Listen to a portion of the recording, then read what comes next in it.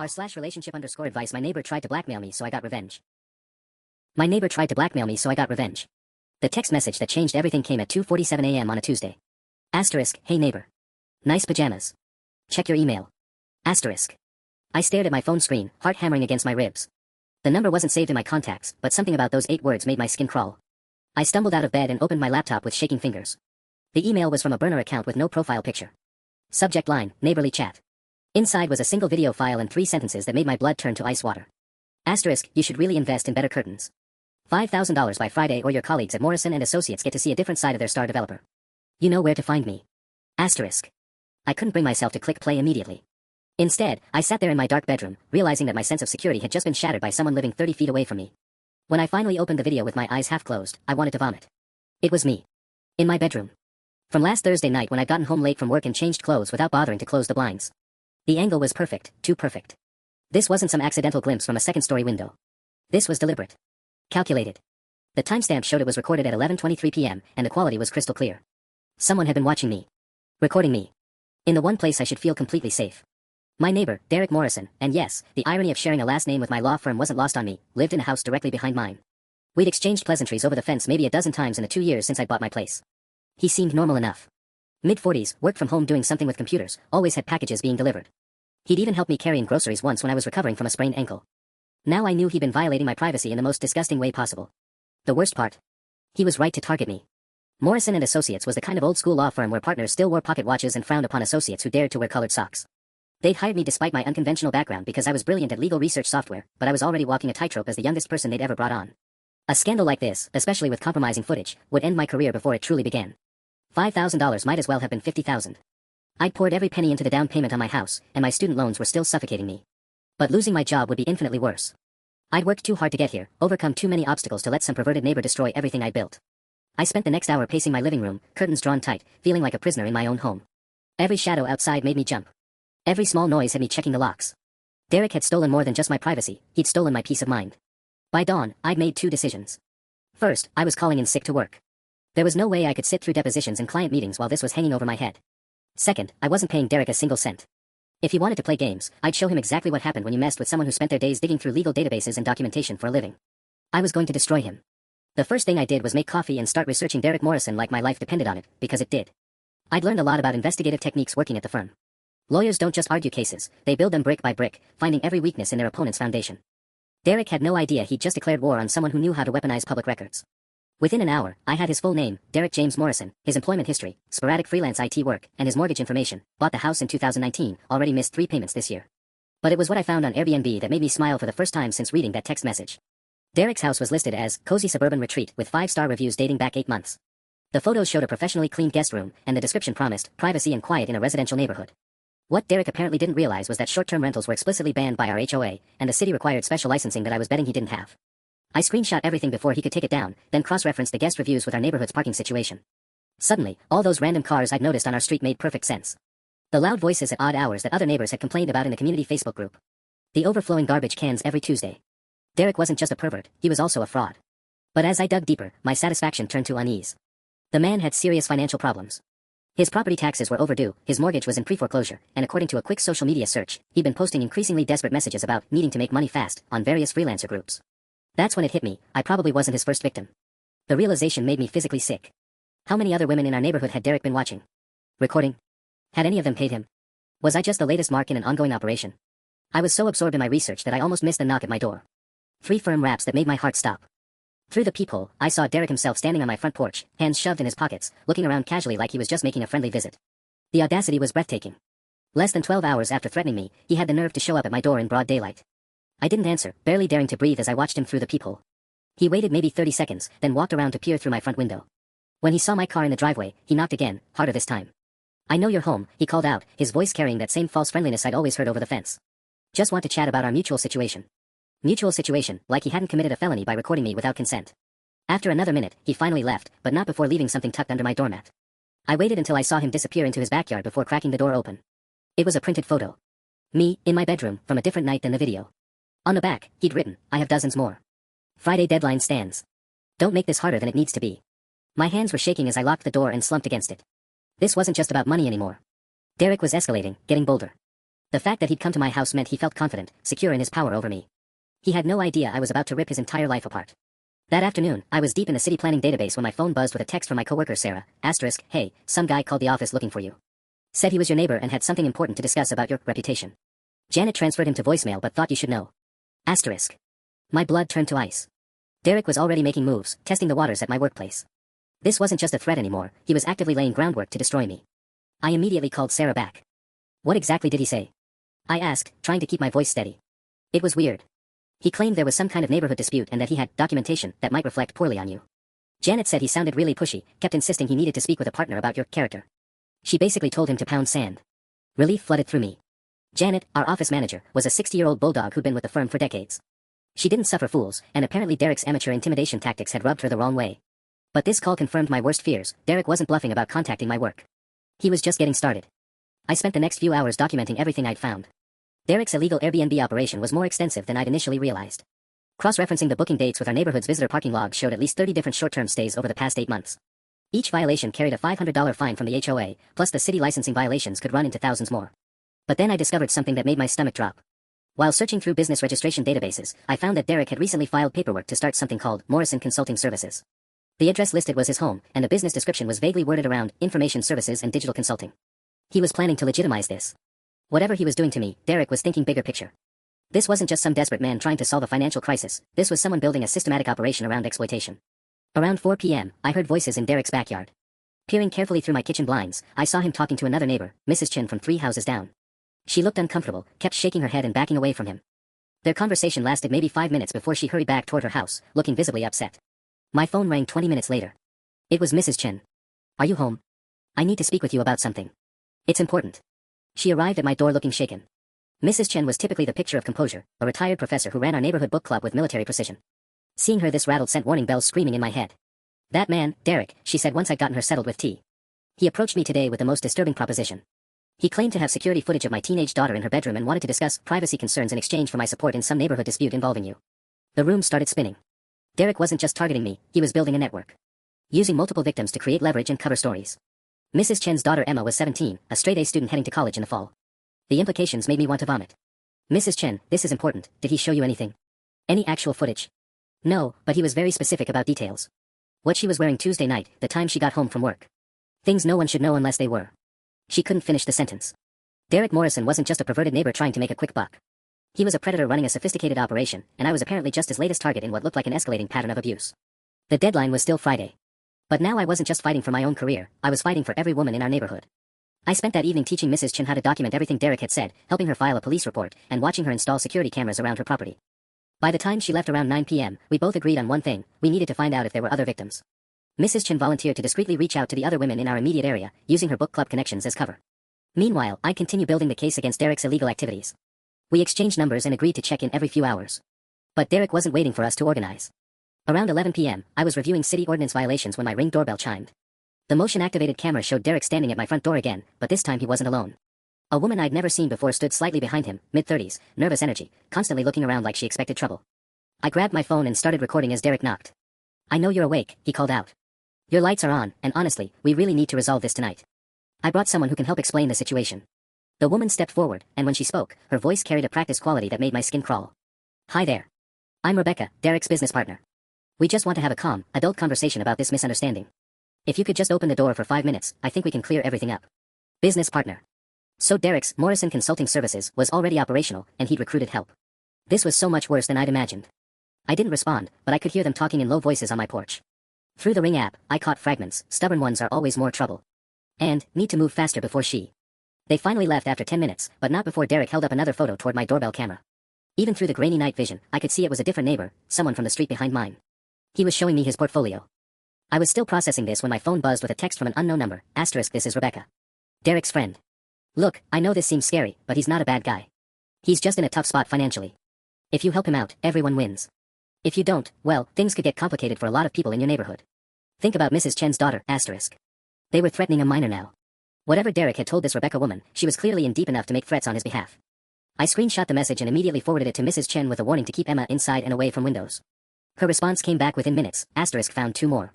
Sarah Kim from Maple Street and Jennifer Walsh from the corner house. Derek approached both this week. Jennifer's scared, she has 3 daughters. Can you meet us tomorrow morning? Jennifer's house, 8 a.m., asterisk. I was typing back my agreement when another message came through, this one from Derek's original number, asterisk hope you enjoyed meeting Rebecca. She's got a background in reputation management, very good at her job. Since you missed our deadline discussion tonight, I'm moving it up. You have until Thursday evening now. And just so we're clear, I've prepared packages for your boss, your biggest clients, and that church you volunteer at. One click sends everything, asterisk. My laptop chimed with an email notification. Derek had sent me a screenshot of a draft email addressed to my work, complete with several thumbnail images attached. The subject line read, concerning employee conduct, my full name. He'd done his research. The email included details about my projects, my clients, even my volunteer work at the community center. Derek hadn't just been watching through my window, he'd been studying my entire life, building a comprehensive profile of everything I cared about. I stared at my reflection in my laptop screen, seeing the exhaustion and fear that had become constant companions over the past 2 days. But underneath it, something else was growing, a cold, focused anger. Derek Morrison had made a critical mistake. He'd shown me exactly how big this operation was, which meant I now knew exactly how hard he was going to fall. Thursday morning couldn't come fast enough. I barely slept that night, jumping at every sound outside my window. By 6 a.m., I was already dressed and reviewing my notes, preparing for what felt like a war council meeting. The coffee maker gurgled as I tried to process the reality that Derek had somehow built an entire criminal enterprise right under our noses. My phone buzzed with a message from Mrs. Chen, asterisk Jennifer found something else. You need to see this, asterisk. I arrived at Jennifer Walsh's house to find 4 women sitting around her kitchen table, all looking like they'd aged years in the past week. Besides Mrs. Chen and Jennifer, there was Sarah Kim, a young marketing executive I'd seen jogging in the mornings, and an older woman I didn't recognize who introduced herself as Patricia from the next street over. Jennifer immediately handed me a manila folder. I went through my home security footage from the past month, she said, her voice shaking slightly. Look at the timestamps. The printed screenshots showed Derek's car parked at different locations throughout our neighborhood, always late at night, always positioned where he'd have clear views of specific houses. But what made my blood run cold were the additional cars in some photos, different vehicles, different license plates, but all parked strategically with clear sightlines to bedroom windows. He's not working alone, Sarah said quietly. That Rebecca woman you mentioned. I think I saw her Tuesday night, walking between the Morrison house and the Hendricks place when they were out of town. Patricia leaned forward, her face grim. My granddaughter stays with me on weekends. Last Saturday, I caught someone trying to look through her bathroom window. I thought it was just a peeping Tom, but now. Mrs. Chen spread out a hand-drawn map she created, marking each house where Derek had been spotted or where women had been approached. The pattern was methodical, a grid covering 6 blocks, with Derek's house at the center like a spider in its web. How many victims do we think there are? I asked, though I wasn't sure I wanted to know the answer. At least 8 confirmed, Jennifer replied. But some women aren't ready to come forward yet. They're terrified. That's when Sarah dropped the biggest bombshell. I work in digital marketing, so I know how to track online activity. That Morrison Consulting Services Derek registered. I found their website. It went live 3 days ago. She pulled out her laptop and showed us a professionally designed site advertising, reputation management and information services. The language was carefully vague, but the implications were crystal clear. Derek wasn't just blackmailing us individually, he was building a business around it. There's a client testimonials section, Sarah continued, her voice getting smaller. It's anonymous, but the stories, they're about women in different cities. This isn't his first neighborhood. The room went dead silent as we absorbed this information. Derek Morrison was a serial predator who'd refined his methods across multiple locations. We weren't just dealing with a desperate neighbor, we were dealing with someone who'd done this before and gotten away with it. My phone rang, making everyone jump. Unknown number. Don't answer, Jennifer whispered, but I was already hitting accept and putting it on speaker. Good morning, Derek's voice filled the kitchen. I hope you're having a nice chat with the ladies. Just wanted to remind you that my Thursday deadline still stands. Oh, and in case you're thinking about getting more people involved, you should know that I have friends who monitor police communications in this area. Any official reports about me, and everyone's packages get sent immediately. The line went dead. Patricia was the first to break the silence. He's been watching us meet. He knows we're organizing. I looked around the table at these women, mothers, professionals, grandmothers, all reduced to whispering in fear in Jennifer's kitchen. Something inside me snapped. Good, I said, surprising myself with how calm I sounded. Let him watch. Because he's about to learn what happens when he underestimates us. I stood up from Jennifer's kitchen table, my decision crystallizing with each word. We're not doing this alone anymore. Derek thinks he's playing chess, but he's about to discover he's actually in the middle of a minefield. Mrs. Chen looked skeptical. But he said he monitors police communications. He's bluffing, I interrupted. Think about it. If he really had that kind of access, why would he need to tell us? He's trying to keep us scared and isolated because that's when his tactics work best. Sarah was already typing on her laptop. There's something else. I've been tracking the metadata on that website. The hosting service, the payment methods, the domain registration. Derek might be tech-savvy enough to spy on us, but he's sloppy with digital footprints. What did you find? Jennifer asked. Credit card information linked to 3 other cities over the past 2 years. Albuquerque, Portland, and Tampa. Same business model, same website template, even some of the same stock photos. Sarah turned her screen toward us. In Tampa, local news reported on a peeping Tom ring that suddenly disappeared last spring. Timeline matches perfectly with when Derek moved here. The implications hit me like a physical blow. Derek hadn't just done this before, he'd perfected it into a traveling operation. He was a professional predator who moved from neighborhood to neighborhood, burning through victims until the heat got too intense, then relocating to fresh hunting grounds. My phone buzzed. Another text from Rebecca, asterisk Derek's getting impatient. Maybe we should meet face to face. I'm much more reasonable than he is. Starbucks on 5th Street, noon, asterisk. I showed the message to the group. Patricia frowned. It's a trap. They're trying to separate you from us. Or, I said slowly, it's an opportunity. I looked around the table. What if Rebecca isn't as committed to this as Derek thinks? What if she's just scared too? Jennifer shook her head. She threatened my children. She's not some innocent bystander. But something about Rebecca's messages felt different from Derek's. His were cold, calculated, written by someone who enjoyed the power dynamic. Hers felt more desperate. Like someone in over their head trying to minimize damage. I'm going to meet her, I decided. But not alone, and not where she expects. Sarah looked up from her laptop again. Before you do anything, you need to see this. Her face had gone pale. I found Derek's real background. Morrison Consulting Services is registered to a Derek Wong, not Derek Morrison. I cross-referenced with public records and, he's got priors. She pulled up a news article from 2 years ago. The headline read, Local man arrested in voyeurism ring, released on bail. The accompanying mugshot was unmistakably our Derek, though the article listed his name as Derek Wong and his age as 31, not 28. He jumped bail, Patricia whispered. That's why he keeps moving cities. My hands were shaking as I read the article details. Derek had been part of a larger operation in Portland involving 8 victims and over $40,000 in extorted payments. The case had fallen apart when the primary witness relocated and other victims were too scared to testify. We're not just dealing with a neighborhood creep, I said, my voice barely steady. We're harboring a fugitive who's using the exact same methods that worked for him before. Mrs. Chin stood up abruptly. I'm calling the police. Right now. This has gone far enough. Wait, I grabbed her arm. If we spook him now, he'll just disappear again and start over somewhere else. We need to make sure he can't run this time. Jennifer nodded slowly. What are you thinking? I looked at Derek's mugshot, studying the face of someone who terrorized dozens of women across multiple states. I'm thinking it's time Derek learned what it feels like to be hunted. The plan we hatched in Jennifer's kitchen was ambitious bordering on insane, but it was our only shot at stopping Derek permanently. While Mrs. Chin reluctantly agreed to hold off on calling the police for 24 hours, Sarah worked her digital magic to trace more of Derek's online footprint. What she found made our blood run cold. He's got accounts on at least 6 different platforms selling exclusive content, Sarah said, her voice barely above a whisper. The timestamps match up with when he moved to each city. Portland, Tampa, Albuquerque, he's been monetizing this operation the entire time. Jennifer paced the kitchen like a caged animal. So we're not just blackmail victims. We're products. I stared at Derek's mugshot on Sarah's laptop screen, memorizing every detail of his face. That's why Rebecca wants to meet. They're probably getting ready to skip town, but they want to squeeze out as much money as possible first. My phone buzzed again. This time it was Derek directly, asterisk since you missed Rebecca's coffee date, let me be more direct. $10,000 by tomorrow night, or your conservative Christian boss gets a very interesting email first thing Monday morning. And since you've been so social lately, the price has doubled for everyone. Pay up or watch your neighbors' lives burn, asterisk. He raised the price, I announced, showing them the message. And he definitely knows we're working together. Patricia's face had gone ashen. I can't afford $10,000. My husband's medical bills already have us drowning. None of us can, Jennifer said firmly. Which is exactly why this has to end here. That's when my doorbell rang. We all froze. Through Jennifer's front window, I could see across the street to my house, where a woman with short blonde hair stood on my porch. Rebecca. She's at your place, Sarah whispered. Right now. I watched Rebecca try my doorbell again, then walk around to peer through my front windows. Even from this distance, her body language screamed desperation, constantly looking over her shoulder, checking her phone, fidgeting with her purse. Look at her, I murmured. That's not someone in control. That's someone who's terrified. Rebecca pulled out her phone, and seconds later mine buzzed with a text, asterisk I know you're watching. We need to talk. Derek doesn't know I'm here, asterisk. Mrs. Chin grabbed my arm. Don't even think about it. But something clicked in my brain. What if this is our chance? Rebecca's here alone, she's clearly scared, and Derek doesn't know about it. It's obviously a trap, Jennifer protested. I watched Rebecca sit down heavily on my porch steps, head in her hands. For just a moment, she looked less like a predator and more like another victim. Maybe. Or maybe she's looking for a way out too. My phone rang, Rebecca calling directly.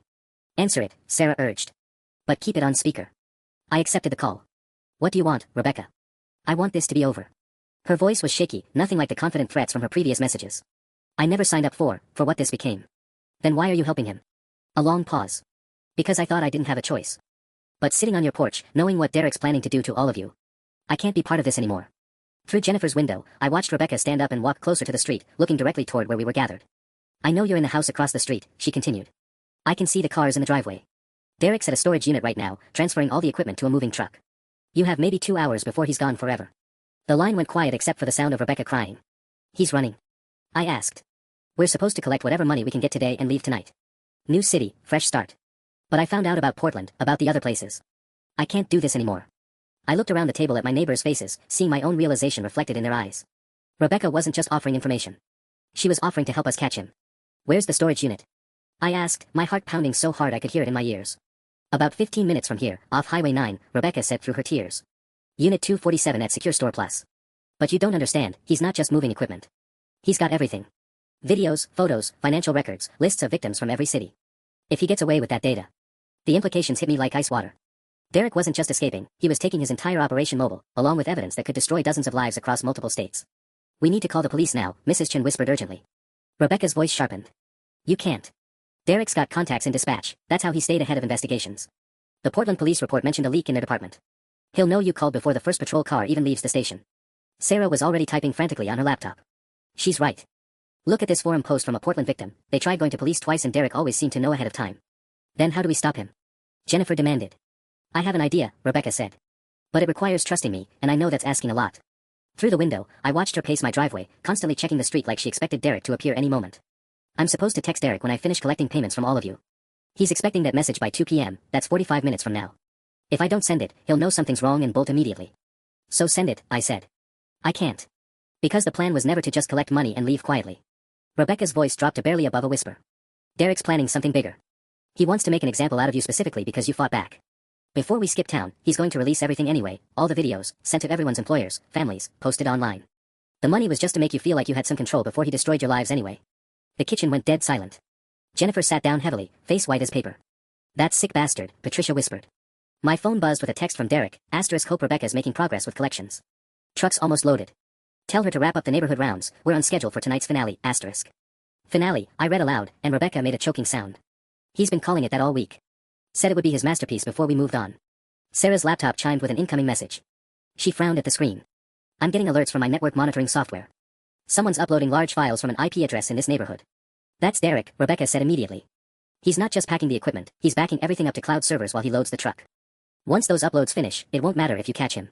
The damage will be automated. My blood turned to ice. How long do the uploads take? For everything. Maybe 3 hours total. He started about an hour ago. Jennifer stood up abruptly. So we have 2 hours to stop him before every compromising video of us gets permanently stored online where he can access it from anywhere. Or gets automatically released if something happens to him, Rebecca added quietly. He showed me the system. It's designed so that if he doesn't check in every 48 hours, everything gets sent to a distribution network. Dead man switch. Mrs. Chen sank into her chair. So even if we manage to get him arrested, the uploads will complete while he's being processed, and his automated system will destroy everyone's lives anyway, I finished. My phone rang. Derek, this time. Don't answer, Rebecca whispered urgently. He's not supposed to call for another hour. Something's wrong. But as I stared at his name on my screen, I realized our careful planning had just become a desperate race against time. I let Derek's call go to voicemail, but my phone immediately started ringing again. Then again. He knows, Rebecca said, her voice tight with panic. Something tipped him off. Answer it, Jennifer urged. If you don't, he'll definitely know we're onto him. My hand shook as I accepted the call on the fourth ring. Hello. Having a nice little neighborhood meeting? Derek's voice was cold, all pretense of friendliness gone. I can see Rebecca's car from here, and yours is conspicuously absent from your own driveway. My blood froze. I don't know what you mean. Cut the bullshit. I drove by to check on Rebecca's progress and saw the little gathering at 412 Maple Street. Very cozy. Very stupid. Through the window, I could see Rebecca backing away from my house, looking frantically up and down the street. She was mouthing something, but I couldn't make it out. Here's what's going to happen, Derek continued. Rebecca's going to get in her car and drive to the storage unit. Now. And you're going to transfer $50,000 to the account I'm about to text you, or I start the finale early. 50,000. I sputtered. Nobody has that kind of money. Then I guess your employers are getting some very interesting videos in the next 10 minutes instead of tonight. Your choice. Sarah grabbed a marker and wrote on a napkin, keep him talking, uploads take time. I need more than 10 minutes to arrange that kind of transfer, I said, trying to keep my voice steady. Banks don't move that much money instantly. You've got 30 minutes. And if I see any police cars, patrol vehicles, or anyone else heading toward Secure Store Plus, the uploads go live immediately. The line went dead. Rebecca was now running to her car, phone pressed to her ear. Through Jennifer's window, I watched her get in and speed away. He's got her, Mrs. Chen said quietly. Our inside source just disappeared. Sarah's laptop chimed again. Upload progress has accelerated. He's prioritizing the most damaging files first. She turned the screen toward us, showing a network analysis that might as well have been written in hieroglyphs for all I understood it. English, please, Patricia said weakly. He's uploading everyone's videos right now, starting with the worst ones. At this speed, he'll have the most compromising material online within 90 minutes. My phone buzzed with Derek's account information and a timer, *29:47. 29:46, 29:45, *. This is insane, Jennifer said. We can't raise $50,000 in 30 minutes. We don't have to, I said, an idea crystallizing. We just have to make him think we're trying.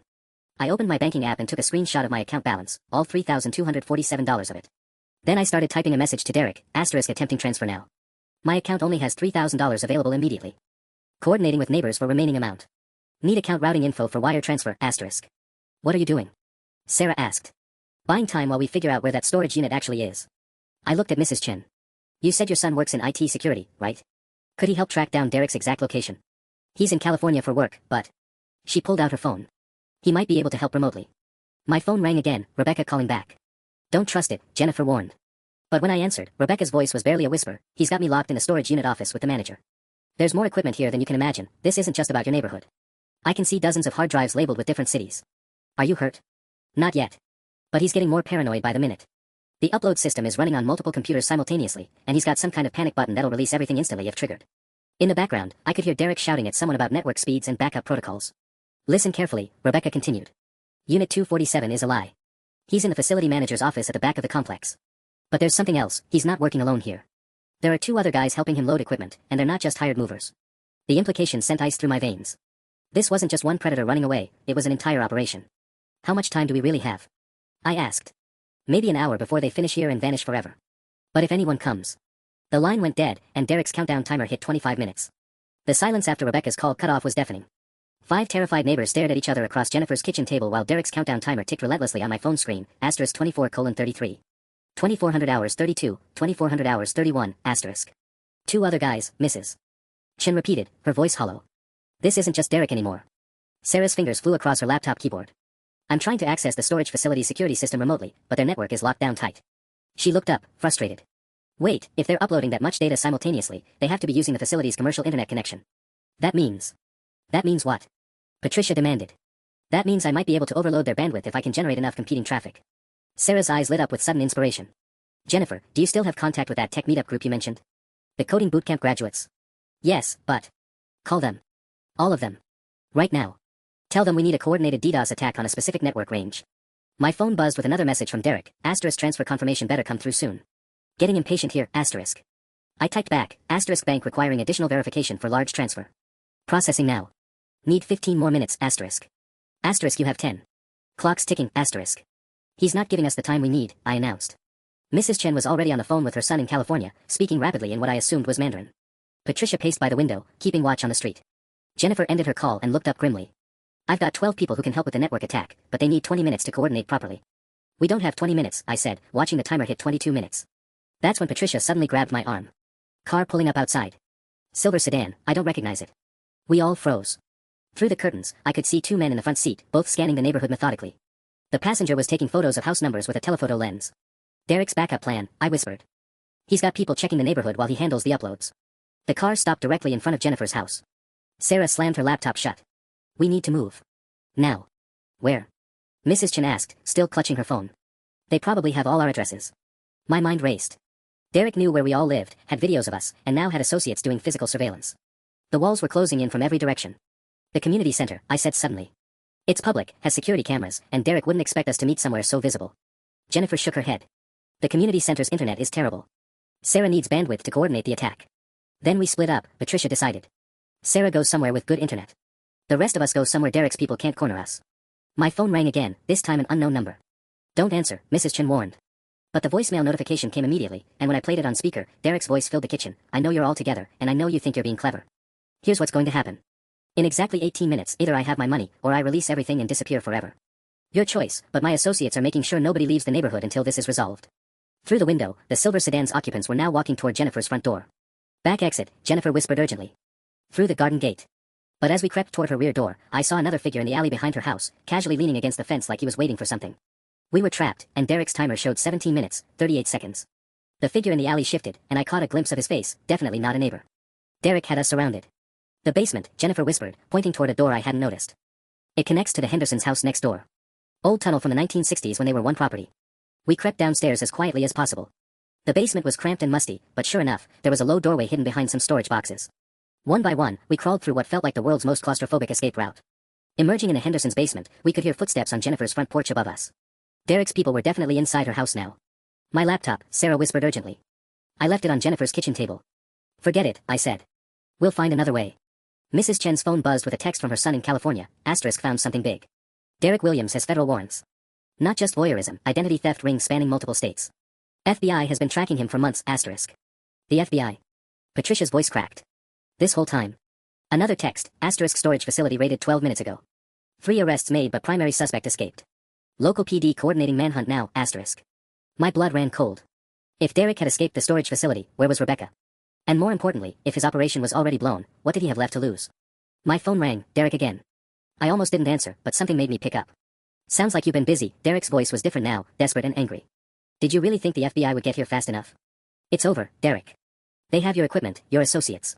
They have 3 hired movers and some old hard drives. The real operation was never at that storage unit. His laugh was bitter. You people are so naive. Rebecca's safe, by the way, for now. But she's with me, and I've still got everything I need to destroy all of your lives. The timer on my phone now showed 11 minutes. The uploads are still running from a secondary location, Derek continued. Mobile setup, completely untraceable. So here's your final offer, $100,000, transferred in the next 10 minutes, or everyone gets to see exactly what kind of neighbors you really are. 100,000. I sputtered. You're insane. Nobody. Then I guess we're done talking. The line went dead, but immediately my phone buzzed with notifications. My heart stopped as I realized Derek was making good on his threat early. The first video was already live on some anonymous website, and the notification showed it was Mrs. Chen's bathroom window footage. He's releasing them now, I said, my voice barely working. Mrs. Chen, I'm so sorry.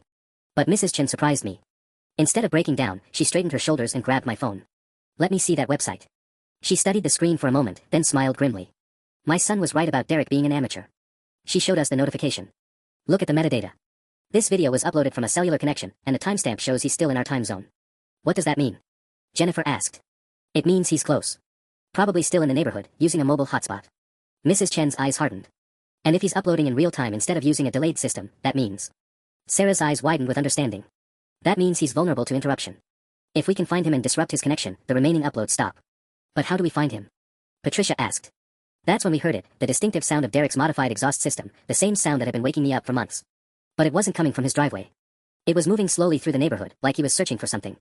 Or someone. We pressed ourselves against the Henderson's basement windows, trying to track the sound of Derek's engine. The rumble grew louder, then softer, as he circled the block like a predator hunting prey. He's looking for us, Patricia whispered. Probably noticed his guys lost track of us. My phone buzzed with another notification. Derek had released a second video, this time it was footage of Patricia in her kitchen, clearly identifiable despite the poor angle. My stomach churned as I realized the implications. Her workplace, her family, her reputation, Derek was systematically destroying each of our lives just like he threatened. We can't just hide down here, I said. Every minute we wait, he uploads more footage. Mrs. Chen was furiously texting her son.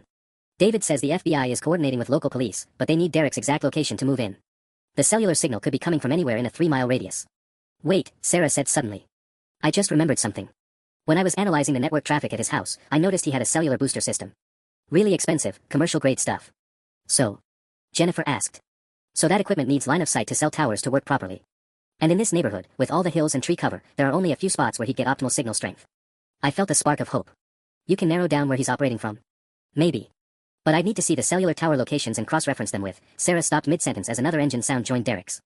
This one was louder, more aggressive.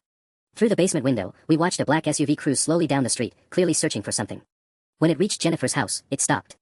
2 more men got out, larger than the first pair, and these ones weren't trying to look casual. This is escalating fast, Mrs. Chen observed grimly. How many people does Derek have working for him? Before anyone could answer, my phone rang. Unknown number again. Don't answer, Patricia warned, but I was already swiping to accept. Having fun playing hide and seek. Derek's voice was mocking. My friends are getting tired of searching for you. Why don't you make this easy on everyone? Your operation is blown, Derek. The FBI. The FBI arrested 3 day laborers I paid to move boxes. They have nothing that connects back to me. His laugh was cold. Meanwhile, video number 3 goes live in 60 seconds. Want to guess whose footage it is? My blood turned to ice. If you hurt Rebecca. Rebecca's fine. Scared, but fine. This next video is all you, friend. Really good angle too, amazing what telephoto lenses can capture these days. The timer on my phone showed 7 minutes remaining, but Derek was clearly not waiting for his deadline anymore. He was releasing videos as psychological warfare, breaking us down one by one. Here's the thing, Derek continued. I'm parked about 200 yards from where you're hiding. I can wait here all night, letting my associates search every house in the neighborhood, or you can come out and we can finish this like adults. Sarah grabbed my arm. If he's that close, we can triangulate his position using the cellular interference patterns. But I need access to network diagnostic tools. Mrs. Chen's eyes suddenly lit up. The Hendersons have a home office upstairs. Harold's an engineer, he might have the equipment Sarah needs. We can't just break into their house, Jennifer protested. They're in Florida for another week, Mrs. Chen replied. And Harold gave me their security code for emergencies. She looked at each of us meaningfully. I'd say this qualifies. My phone buzzed again, the 3rd video was live. This time it showed me in my home office, working late one night in just boxer shorts. The violation felt complete and absolute. Derek's voice crackled through the phone speaker, 6 minutes, people. Then I start getting creative with the footage I haven't shown you yet. The black SUV's engine revved ominously outside, getting closer to the Henderson house. We made the desperate decision to move. Mrs. Chen led us through the basement's rear exit, using her knowledge of the Hendersons' property to guide us through their backyard garden maze. The sound of Derek's engine was getting closer, and I could hear car doors slamming as his associates spread out on foot. The office is on the second floor, Mrs. Chen whispered as we reached the Henderson house's back door. Harold's computer should have network analysis software. Sarah nodded grimly. If I can map the cellular interference patterns, we can pinpoint Derek's exact location within 50 yards. But as Mrs. Chen punched in a security code, my phone erupted with notifications. Derek wasn't waiting anymore, he was releasing footage rapid fire now. Videos 4 and 5 went live simultaneously, Jennifer in her backyard hot tub and Sarah working out in her garage gym. The violation was systematic and complete. He's burning through everything, Jennifer said, her voice hollow. Why would he release it all now instead of waiting for payment? Patricia's face had gone pale. Because he knows he's trapped. If the FBI is closing in, he's going scorched earth, destroy our lives before he goes down. We slipped into the Henderson house just as flashlight beams began sweeping across their yard. Derek's men were conducting a methodical search now, checking every hiding spot. Through the kitchen window, I watched two figures approach the neighbor's shed where we'd been hiding 20 minutes earlier. Upstairs, quickly, Mrs. Chen urged. Harold's home office was a tech enthusiast's paradise, multiple monitors, high-end networking equipment, and signal analysis tools that made Sarah's eyes light up despite our dire circumstances. She immediately began connecting to diagnostic systems while the rest of us kept watch. Got something, Sarah announced after 3 agonizing minutes. Derek's signal is coming from, that's weird. What? I asked. The strongest cellular signature isn't from a vehicle. It's stationary, and the signal strength suggests he's elevated. At least 20 feet off the ground. Mrs. Chen frowned. Elevated? The only elevated positions around here are the water tower, Patricia finished. The old water tower behind the elementary school. You can see the whole neighborhood from up there. My phone rang again. This time Derek sounded different, more frantic, less controlled. Your FBI friends are getting closer, he said without preamble. Helicopter just flew over twice. So I'm accelerating our timeline. Through Harold's window, I could indeed hear the distant sound of a helicopter, its searchlight sweeping across the neighborhood in systematic patterns. You've got 3 minutes to transfer $50,000, I'm cutting my losses. After that, the really private footage goes live. The stuff that'll end marriages and destroy careers permanently. Derek, listen. No more talking. His voice cracked with desperation. I've got enough battery power for 30 more minutes of uploads, and I'm not going to prison empty-handed. Pay me or watch your lives burn. The line went dead, but immediately my phone showed a new video queued for release. This one was titled with Patricia's full name and the word private in capital letters. Sarah's fingers flew across Harold's keyboard. I've got his exact position. Water tower, northeast maintenance platform. But there's a problem. What now? I asked. The cellular booster he's using is military grade. Even if we call the FBI with his location, he could finish uploading everything before they reach him. That platform is accessible only by a service ladder, and it'd take a tactical team time to safely approach. Mrs. Chen was already on her phone with her son. David, we found him. Northeast water tower, maintenance platform. She paused, listening. What do you mean the tactical team is 20 minutes out? Through the window, Derek's SUV had stopped directly below us. One of his men was pointing up at the Henderson house, speaking rapidly into a radio. They found us, Jennifer whispered. The front door handle rattled. The front door handle rattled again, more aggressively this time. Sarah frantically typed commands while the rest of us watched Derek's men position themselves around the Henderson house. I can jam his cellular signal, Sarah whispered urgently. Harold's got a signal disruptor that could work, but I need 30 seconds to configure it. We don't have 30 seconds, Patricia hissed as heavy footsteps echoed on the front porch. Mrs. Chen was still on the phone with her son. David, they're breaking into the Henderson house. She stopped abruptly, listening. What do you mean Derek's not at the water tower anymore? My blood went cold. What? The FBI surveillance team says the platform is empty. Just his equipment up there, running on automatic. The realization hit us all simultaneously. Derek had been leading us on a wild chase while positioning himself somewhere else entirely. The cellular signal from the water tower was a decoy, recorded uploads on a timer while he moved freely through the neighborhood. Then where the hell is he? Jennifer demanded. Our answer came in the form of Harold's security system activating. The house's automated voice announced, rear door breach detected. Basement access compromised. Derek had been playing us from the beginning. While his men made noise at the front, he'd slipped in through the basement, probably using the same route Mrs. Chen had shown us earlier. He's in the house, I whispered, but Sarah was still working frantically at the computer. Almost got it, she muttered. If I can disrupt his upload signal. Heavy footsteps echoed from the stairwell below. Derek was coming up, and we were trapped on the second floor with nowhere to go. My phone buzzed with another notification. Video 6 was uploading, Patricia's name attached. But this time, something was different. The upload bar was moving slower, stuttering. Sarah, whatever you're doing, it's working, I said. Got it, she announced triumphantly. His signal is being jammed. But it's only temporary, maybe 10 minutes before he figures out a workaround. The footsteps had reached the first floor. Through Harold's security monitors, we could see Derek moving methodically through the house, carrying what looked like a military-grade communication device. He was alone, his men were still positioned outside as lookouts. He's trying to get closer to boost his signal, Patricia realized. That's why he came inside. Mrs. Chen's phone rang. David? Yes, we can see Derek on the security monitors. What? Are you sure? She looked at us with a mixture of relief and confusion. The FBI has surrounded the house. They're demanding Derek's surrender. But Derek's voice suddenly echoed through the house's intercom system. He'd accessed Harold's smart home controls somehow. Cozy little hiding spot you picked, his voice crackled through the speakers. Here's the thing, I've got a dead man switch on my upload system. If I don't check in every 5 minutes, everything goes live automatically. Videos 7 through 15, all the really good stuff. Through the monitors, we watched him position himself in Harold's living room, his communication device connected to multiple cellular boosters he'd apparently brought with him. So here's the new deal, Derek continued via intercom. The FBI can arrest me, but they can't stop the uploads. Only I can do that, and I will, for $100,000, transferred in the next 10 minutes. Sarah was shaking her head at Harold's computer. The signal jam won't hold much longer. His equipment is adapting, finding new frequencies. Outside, we could hear the FBI establishing a perimeter, but Derek was right, they couldn't physically stop the uploads once they started. Even if they arrested him, his automated system would continue releasing footage. He's got us cornered in every possible way, Jennifer said quietly. That's when Mrs. Chen smiled grimly and held up Harold's tablet. Not quite. Harold's an engineer, remember? This house has a few tricks Derek doesn't know about. Mrs. Chen's fingers danced across Harold's tablet. Every smart home has a weakness, she whispered. Harold installed an emergency EMP device in the basement, designed to fry electronics during power surges. That'll kill his equipment, Sarah breathed, understanding immediately, but won't it destroy everything else too? Only temporarily. Harold's system has hardened backups. Mrs. Chen was already activating the sequence. But Derek's jury-rigged setup. That'll be fried permanently. Derek's voice crackled through the intercom again, more agitated now, for minutes until automatic upload. I can see the FBI positioning outside, but they can't stop what's already in motion. Through the security monitors, we watched him frantically adjusting his equipment as Sarah's signal jam continued degrading his connection. He was sweating, constantly checking his phone. Mrs. Chen, I whispered urgently, if you're going to do this. 30 seconds, she announced, finger hovering over the tablet. Harold always said this was his nuclear option. That's when my phone rang one final time. But it wasn't Derek, it was Mrs. Chen's son David. Mom, don't answer, Mrs. Chen said, but I was already picking up. This is Agent Chen, FBI, came the professional voice. We need everyone in that house to move away from electronics immediately. We're deploying our own signal disruption device in 10 seconds. Mrs. Chen lowered the tablet, looking stunned. David, how did you? Sarah's signal analysis gave us Derek's exact frequencies, his voice came through the phone. Our tech team reverse engineered his setup. When our EMP hits, his equipment dies but his dead man switch won't trigger, we're spoofing the check-in signal simultaneously. Through Harold's windows, we could see FBI technical specialists positioning a large device outside Derek's line of sight. Derek, still focused on his failing equipment, hadn't noticed the activity. 3, 2, 1, deploying now, Agent Chen announced. Every electronic device in Harold's house went dark simultaneously. The security monitors died, the smart home system shut down, and even Harold's advanced networking equipment powered off completely. But more importantly, Derek's panicked voice through the intercom cut off mid-sentence. In the sudden silence, we heard Derek shouting from downstairs, real shouting now, not through speakers. No, no, no.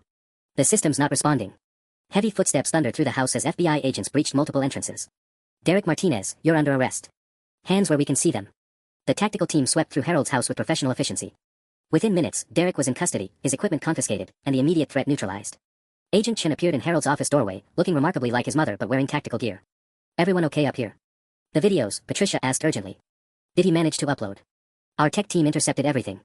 The existing uploads are being removed from all platforms as we speak, and we've secured his entire server network. Agent Chen looked directly at me. Derek Martinez has been running this extortion operation across 3 states. You weren't his first victims, but thanks to the evidence you gathered, you'll be his last.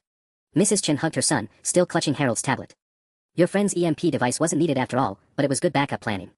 As we were escorted outside, I watched Derek being loaded into an FBI vehicle. The man who terrorized our neighborhood for months looked small and defeated, his elaborate blackmail scheme reduced to federal charges and destroyed equipment. It's over, Jennifer said quietly, but with unmistakable relief. Sarah nodded, exhausted but satisfied. And this time, we made sure he can't hurt anyone else. The nightmare was finally finished.